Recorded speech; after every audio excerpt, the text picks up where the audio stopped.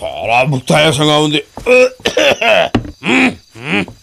ఏంటి గురుగారు, కడుపేమన్నా బిర్రుగా ఉందా? అవునురా, ధ్వజస్తంభ స్థాపన సందర్భంగా నవపప్పు ధాన్యాలు దట్టించి నేతిలో రంగరించి 3 వాయిలు లాగించారు. కొంచెం ఇబ్బందిగానే ఉందో. నవపప్పు ధాన్యాలేంటి గురుగారు, ఉన్నవి 2 కందిపప్పు మినపప్పేగా. నవపప్పు ధాన్యాలు తెలియకుండా బ్రాహ్మణ పుట్టకెలా పుట్టావురా? నవపప్పు ధాన్యాలు చెప్తాను, నోట్ చేసుకో. చెప్పండి. కందిపప్పు, పెసరపప్పు, మినపప్పు, శనగపప్పు, బొబ్బరిపప్పు, వేరుశనగపప్పు, జీడిపప్పు, బాదం పప్పు, పిస్తా పప్పు. 9. ఆ 10వ పప్పును కూడా మీరు తినుంటే గుళ్ళో ప్రధాన పూజారి పదవి నాకు వచ్చుండేది. 10వ పప్ప? అది నేను తినుంటే ప్రధాన పూజారి పదవి నీకొచ్చుండేదా? ఏమిట్రా పప్పు? గన్నేరు పప్పు.